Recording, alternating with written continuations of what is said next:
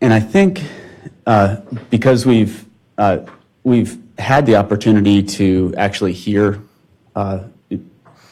in depth from all of the panelists during their presentations, and because we have about half an hour reserved for this talk, I think instead of asking everyone to give an opening statement, that we'll kind of jump right in with questions. And so I'll start. The first one that I wanted to ask, and the person I wanted to ask it is leaving, but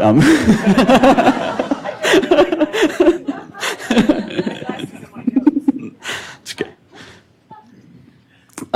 Thank you. So it was really partly I wanted to take advantage of the fact that we actually have on the panel several people in leadership roles, right? Directors of institutes, centers, departments, and so forth. I really wanted to ask, because we have people with their hands on the controls a little bit here, start out with what kinds of priority research questions and infrastructure investments we need to actually enable in a forward way data integration for environmental health sciences. So I'll leave it in that very general way. So any of the panelists, thoughts on that? We're thinking specifically of investments. Infrastructure can be computational infrastructure, can be training, anything. Yes. Noted. I mean, all the above. I think there's a great deal of work being done related to phenotypic kind of information, known biomarker kind of information. I was thrilled to hear Lucilla talk about kind of dealing with some of the ethical issues that are, I think, just as applicable to the environmental data as they are to some of the more phenotypic and disease kind of data. I think that we are still in an earlier stage with gaining or getting the exposure information across large populations. I mean, we've got great data for Medicaid patients related to where they're living and air pollution, but that's kind of the only really very large data sets that we have. And I wish that in the electronic health records, there was more information that could be gleaned for them related to exposures, again, other than this is where I live. There's very little information in there, and it is a challenge to get it incorporated. Questionnaires, people don't want to answer questionnaires if they go too long. I'll tell you, I'm in the environmental polymorphism registry that I mentioned. They took a sample of my blood, and they sent out what they're calling an exposome questionnaire. I was going to say 6 months or a year ago, and after an hour, I ended up sending a note. This is too long. If I'm not going to fill it out, or if I'm going to get tired of filling it out, believe me, people who aren't as invested are certainly not going to fill it out. And I think those are real huge issues. I think that many of the ethical and the consent issues that were talked about related to genomic data and other health records data, and how you protect them and anonymize them are going to be very important to be thinking about related to the environmental data as well. Risha Putzrath, Navy and Marine Corps Public Health Center, and my comments are my own and not representative of Navy or DoD. I like the idea of giving out average data to keep the identifiers more private. But I have several examples in data sets that I've analyzed where all the interesting and important data are in the outliers, which if you averaged with the others, and in one case that's exactly what was done and why the problem came to me, you lose the signal.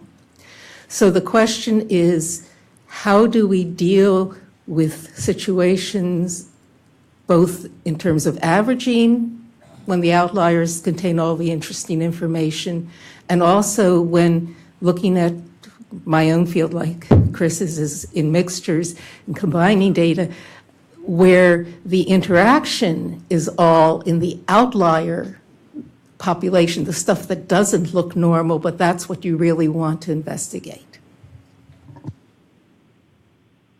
So, yeah, I didn't by any means want to give the impression that we cannot do research involving dates and identifiers. We can, but they're more regulated for a reason. And that's where, when I talk to some computer science colleagues, they don't understand because they behave ethically and they think everyone will, and their graduate students, and the friends of the graduate students, and so on and so on.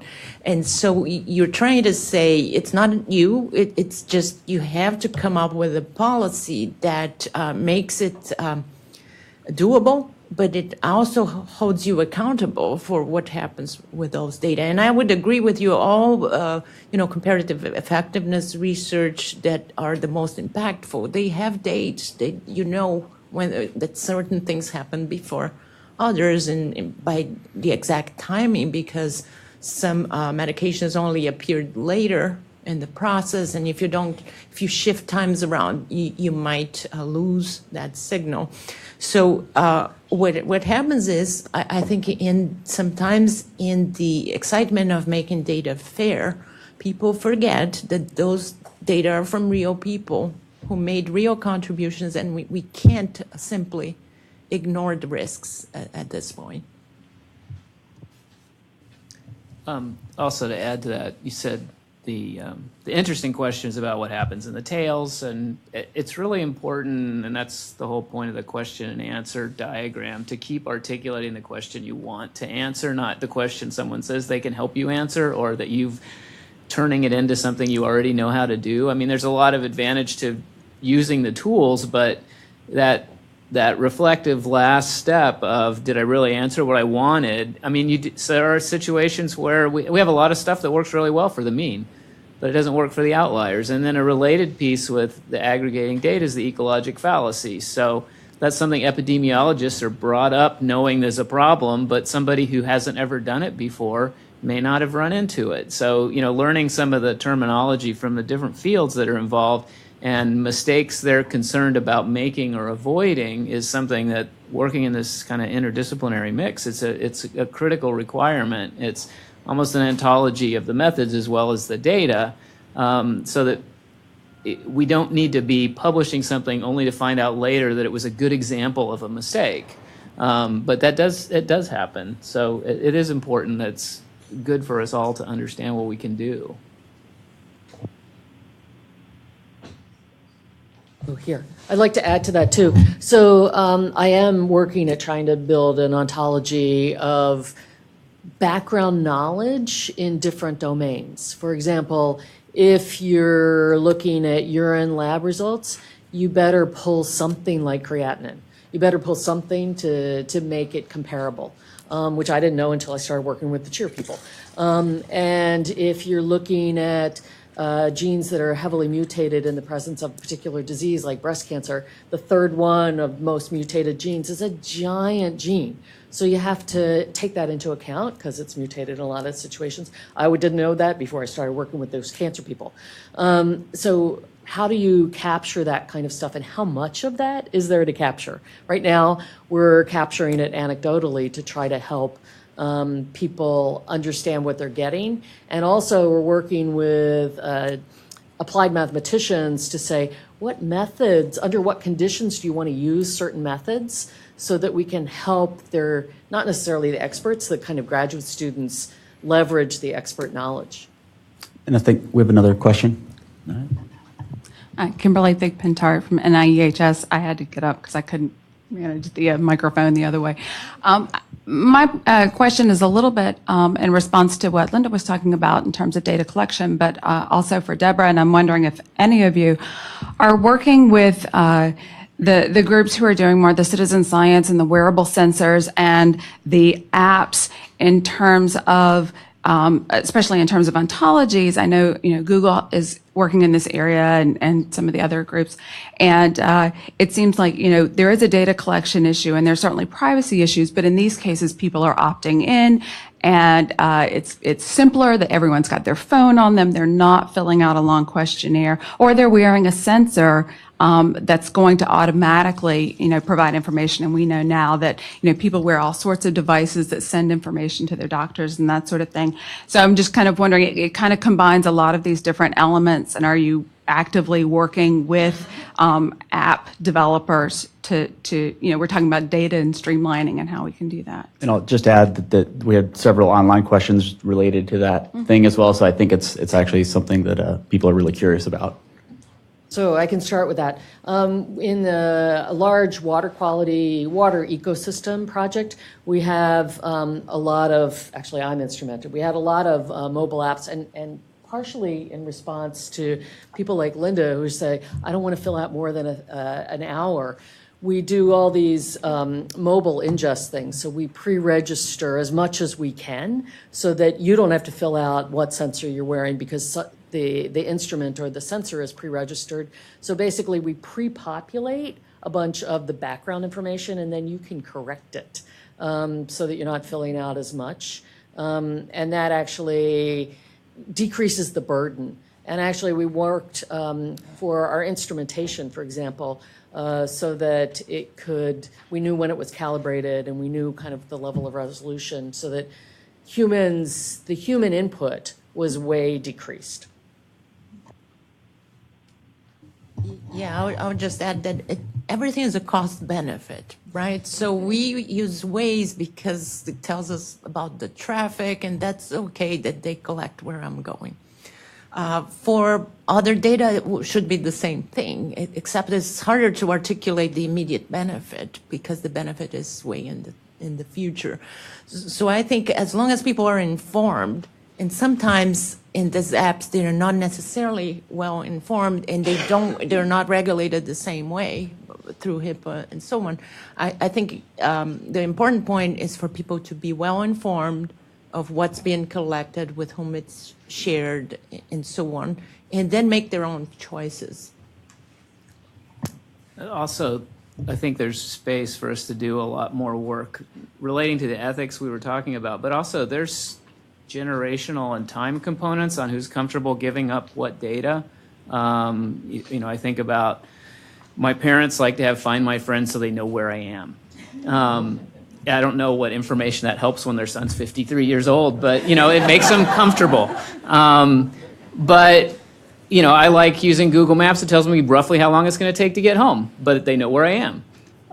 The billing issue, the things that showed low on that graph were family history of mental health, my own diagnosis of mental health, and billing. And then we think about billing, that also includes the billing address. So do we lose the zip code if they don't do, so there's stuff about that. And it really takes one data breach to change that sometimes. So people are comfortable giving up their location, and then all of a sudden something really creepy happens and everyone turns it off. So it can change over time. It can change which age groups. It can change culturally. I mean, even things like census income data. In Europe, that's seen as very personal information. No one will, it can't possibly be on the census. Here we fill it out all the time and we use it. We're used to it being available. We talk to our European colleagues, they go, we've never collected it, we'll never get it.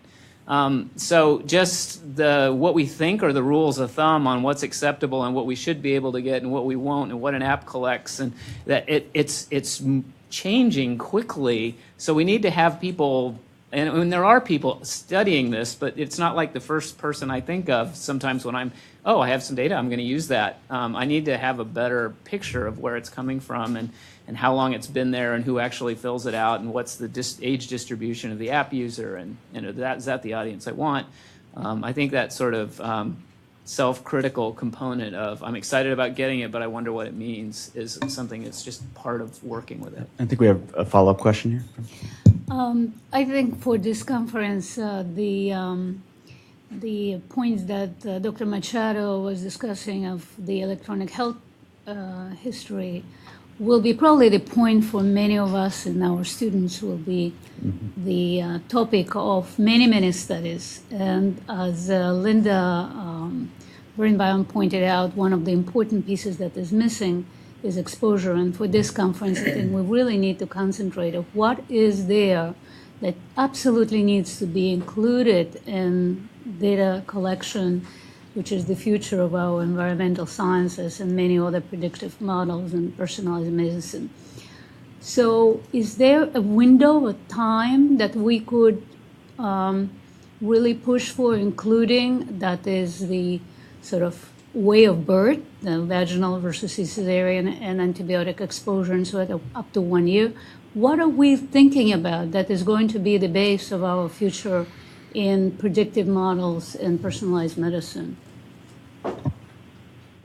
So I don't have an answer, the full answer, but I do want to say that this All of Us cohort, which has really, it's going to be fully rolled out as piloting now, but the fully rolled out this spring, will be getting environmental information. In other words, phase 1, which was the pilots and getting it started, there's a large meeting March 21st through 23rd on All of Us cohort from across NIH with many grantees and so on. And then going forward, then they're going to start to add environmental data. I think the question again is I'm not the only one who doesn't want to take an hour survey. What are going to be the most key points? And I think I might have said it before. One of the most key points is the issue of, can we contact you again? Because that, you don't have to learn everything on day one.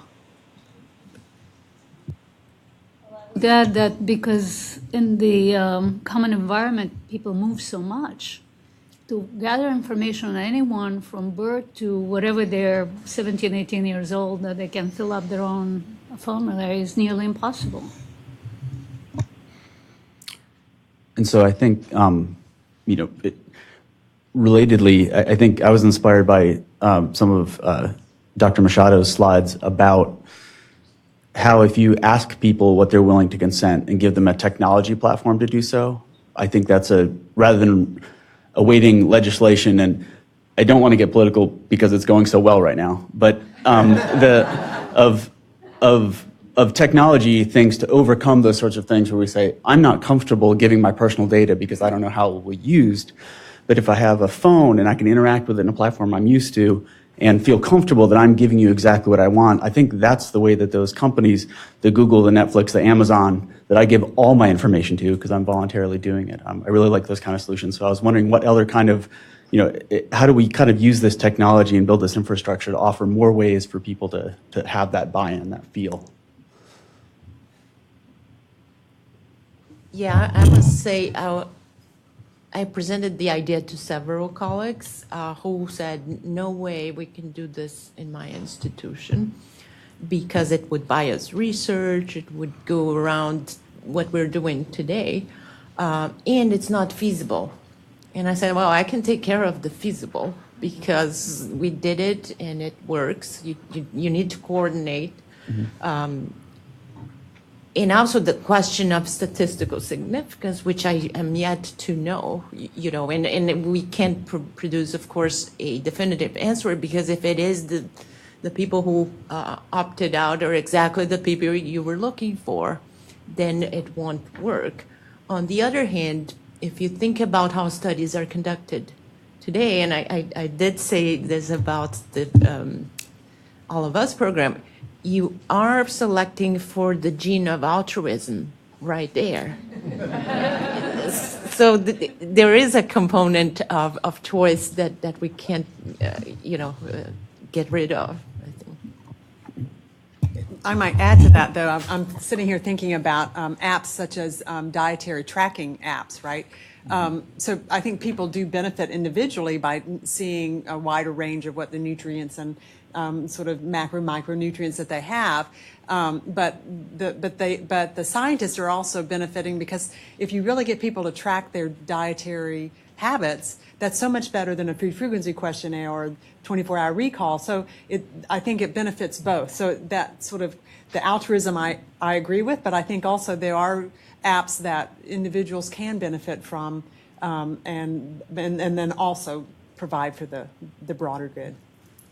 Did you ever? I just wanted to add more for infrastructure, because one of the things that Dr. Machado said is, what if you actually get access to when your data was accessed? Mm-hmm. And then further, What if you get access to the credentials that that person or that entity had that accessed your information and for what purpose? So we did a project on data access, on transparent, accountable data mining, so that the premise was it'd be great if we could really control the dissemination, but if we can really understand the access rights and the credentials when you get access, that might help give additional motivation. So I would be more likely to give my data if I knew that I would get information about how it got accessed.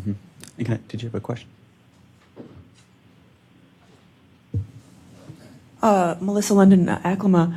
This is really not on the current topic, but these great data sets are going to allow for the kinds of non-phenomenological modeling that I'm used to, where you get some artificial intelligence that will come up with some answer or some model that we won't understand how it came to.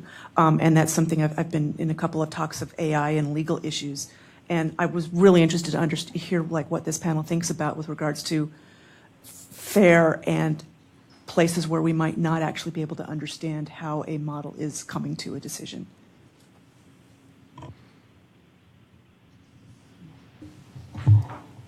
I think as long as it's reproducible, and we do understand how the method works, it might not be interpretable, factors like in more traditional methods, but we're also used to, just relying on things that are accurate, but we don't know how they work, or cars that we don't know how they work inside either.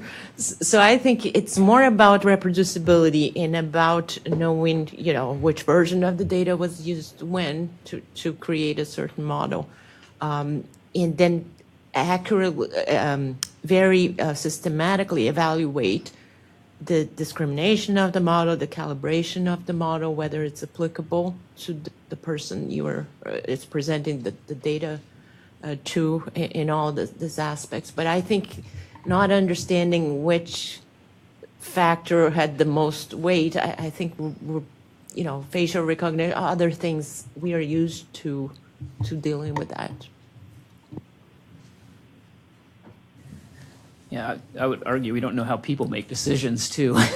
But I think that piece in that Google flu response about studying the algorithms, it's not so much studying the details of what's inside the black box, but what kind of range of things come out of the black box as you change some of the inputs. So I think there's a field of not just taking the outcome and you don't know where it came from and just going with that, but getting some of these senses of how robust is it, what kind of questions should I ask the black box to understand a little more of the pattern of outcome, even if I'm not trying to figure out how it all works. So trying to look at it as a data generating device and understanding the data that comes out of that in addition to a data processing device. I think that's what we try to do when we have these complex decisions made by groups of either people or scientists or whatever now, is we kind of query the system again.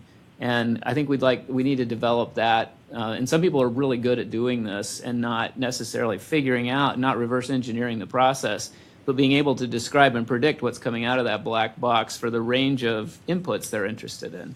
So I think I'm trying to learn more about that aspect of it so that I'm not trying to understand the details, but I'm trying to understand the patterns. And I wanted to just add, the last PhD I graduated before this entity was on explaining AI-based learning systems. And the background for that was nobody was going to believe our answers to our smart systems unless we could explain them. But do you really want the details of a deep neural net learning system? There's qualitative and quantitative ways that we can explain, some of which were both mentioned, some of the provenance, some of the reliability. There's maybe higher level things like we use levels of hidden layers. So you can go to whatever level of granularity the receiver is willing to accept and start with a more abstract description and more a provenance aware description, and then get down into the details if they want it. I'd like to just suggest that we all have a little dose of humility when we think about this, because frequently the models that are developed may turn out not to take us where we want to go or go far enough, or as we learn more information, they will change. So I think it's important that, you know, in part of the communication issues and part of the training issues and part of dealing with the people who are providing their data, they understand that we may have developed a great model, but as we all know, models are always wrong, but sometimes they're useful. And I think that we need to just keep that in mind. Yeah, thank you. I think we had a question in the back Could I there. just add to that? Oh, yeah, before please. we go on? I also think that it's really important, this whole idea of reproducibility and not necessarily complete transparency, which is what Lance, I think, is getting to, but reproducibility in the sense of, at the end of the day, I think, you know, our science is meant to be focused on improving public health, right? And if we can't have risk assessment be sort of the long-term goal of sort of improving public health in terms of reducing environmental exposures or whatever, improving nutrition or whatever the outcome is, if it's such a black box that it can't be used in a risk assessment or risk evaluation, then how are we going to change policy? How are we going to do things that really do improve public health? You know, so I don't think we should just be focusing only on the science, but also the risk assessment to actually improve public health at the end of the day. Risk assessment is a science. Absolutely. That actually bodes really well into my question, which is individual data points, there is not a lot of data risk most of the time. It's the compilation of all these data points. So the fact that I'm here today is not a data point, but the fact that I also may have access to this lab or that lab or whatever, individually these data points don't mean anything, but then aggregated, the risk then goes up. So how, in your opinion, do we ensure protection of the data, but still maintain accessibility for across the studies in order to maintain privacy amongst the participants? And can I ask for the people online, could you identify yourself, please, also? I'm a student at University of Maryland School of Public Health. Great, thank you. Great question. That's all right. I'd say, again, it's a trade-off between how much we integrate because it's needed and it would produce better models, better information. And exactly, I mean, all techniques for re-identification are based on linking, on integrating external data into the data that you present at hand. So I would say, you know, for all these items that don't have a technical solution, which they don't, we do have to create a policy or, again, let individuals determine their level of comfort once they're fully informed of the risks and the possibilities that we know today. The possibilities of tomorrow we don't know, right? And it will be more sophisticated. And I believe people do change their preferences as life goes on, as different things happen, illness in the family or not, or altruism levels do vary along the lifespan. So I don't think we will ever get to a technology-only solution. I don't think we'll get there, but policies that, you know, allow for individual preferences or allow at least for the preferences of the majority, which today we don't even know what they are. I guess I should have better clarified my question. I meant more from a security from hackers, and as you all said, it only takes one data breach. I should have been a little bit more clear. How do we balance fair so that everybody, that the folks that need to have access, but we mitigate our risk so that that data point, that data set for those people are protected? I should have been more clear. That's my fault. I apologize. I think the cost-benefit point brought up earlier is always there, but there's also a distinction between privacy and confidentiality, and privacy is how you feel about your own data, and confidentiality is you as the data holder, what your responsibilities are. So, the clarification point kind of moves into how do we maintain confidentiality standards that can be maintained, and it is a moving target, just like all of the security, computer security and information breach risk. There's always someone trying to beat it, and also someone. So it's an arms race sort of thing. Present history included with all the social media and meddling and whatever. It's just there's always a game of who can get what they want. I think this trade-off of I'm giving up some of my personal information because I'm gaining something from it, whether knowing where my family members are, or knowing how to get home, or letting the phone tell me how to get somewhere. I talked to some graduate students recently in geography who said, what did you do before the phone would tell you how to get there? And we had to explain about road atlases, and it sounded like we were discovering the new world. I don't think it was that long ago, but it's completely different. It is completely different. And I think to the point earlier about the understanding the black box, I interact with Google Maps on how long does it take me to get home from the airport. And I know if I look before I get my bag and when I get to my car, I will get different answers. And I kind of hope so, because it looks longer, and maybe I can still go that way because I'd rather go that way than this way. I'm not understanding exactly how it's working, but I'm interacting with it because I know last time I looked, it did change a little bit, so it would be worth checking. And it's a trade-off where I gained something from doing that I wanted, and I think, well, maybe they'll, it's like I remember when wireless phones started, and people said, I never give out my credit card number. I'm not ordering anything on, over the phone because someone could be sitting outside my house listening to it, and you kind of hope there's so much noise they don't find you. And now I type it into a website and all the time. And that's probably not the smartest thing either. So, it is a moving target, and I think these cost benefits change too. And that the one data breach example is all of a sudden my cost has gone. It shifted my personal calculus of what I'm comfortable with, and it doesn't stand still. I think so it's a very hard question. I think knowing some of the concepts of what you're trying to get the answer to means you can keep asking the relevant question as it goes along, and that's part of it. I think we have 3 more questions I'd like to try to get to if we can. Can I just follow up very quickly? In terms of security, I didn't talk about the HIPAA security rules, but there's rules about encryption and so on. I think where we see the most defects is on people, and people handling the data irresponsibly, not on the security protocols at this point. Of course, you could have highly specialized, but then they're probably not interested in this kind of data anyways. So there are safeguards for that, but the individuals understanding the responsibility, it's probably what's still, lagging behind. Ken Bucklehead, Brown University. This is a bit of a self-serving question comment because I'm charged with providing a summary at the end of this workshop. So what I heard in this foundational session speaks to me about the Bradford Hill criteria for data integration. So I actually have sort of 3 questions around that. Do they exist already? Have people written the rules of engagement acceptance for data integration processes? Are they out there somewhere? Is the field mature enough for that kind of descriptive rulemaking at this point, do you think? And then I'd love to know what you think they are, but I'm not sure we have time for that. So maybe you could write your rule out on a piece of paper for me, and I'll share it with the group at the end of this workshop.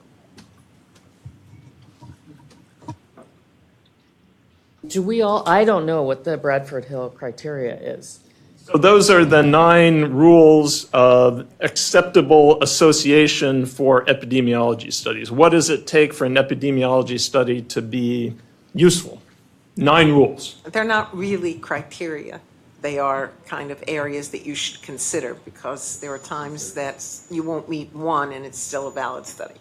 But there are a handful of axioms to guide a field. But that may be an important point, is that maybe we can begin to come up with Bradford Hill axioms and realize that not all may be required every time. Yeah, I recently in a workshop said we should have an oath for biomedical data science, and someone came up and said, oh, it already exists. Here it is. So there is a link. If you Google, you will find the data science oath. And I think it has an important components there that could be adjusted for the specific field here. I think I like the idea, and I think the conversation is there are a lot of conversations about this that are very helpful. I think we also have to keep in mind the regulatory aspect of this. So we talk about HIPAA guidelines. HIPAA was a legislation piece.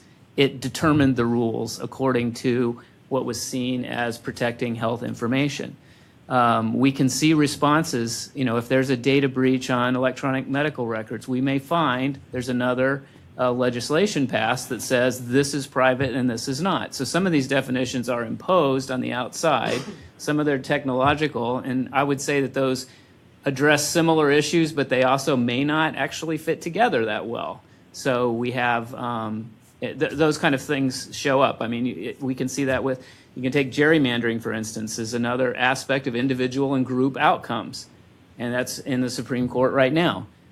We could talk about individual versus group health outcomes. So what's legislated, what's regulated also imposes this in terms of a Bradford Hill type set of guidelines and recommendations. Okay. And the question. Jeff Patton from FDA, and again, this is my own comments. And it follows on Kim's question. I think it takes it to a little different place. If I can articulate this briefly, we all know not to fully trust Yelp reviews or Google reviews. Those can be skewed for various intentions. And if you look at these systems as from who funded them, there's a level of confidence and security in knowing, well, that got some review. Or if it's published in a reputable journal, then you have some confidence that it's probably meets those criteria of the experts. But for thinking of it from the public's perspective, has anyone considered trying to do some sort of review grading to let experts kind of weigh in on Bradford Hill-like criteria or axioms for these types of studies and just simply say, yeah, this one gets a 4 stars or 4.5 stars. So.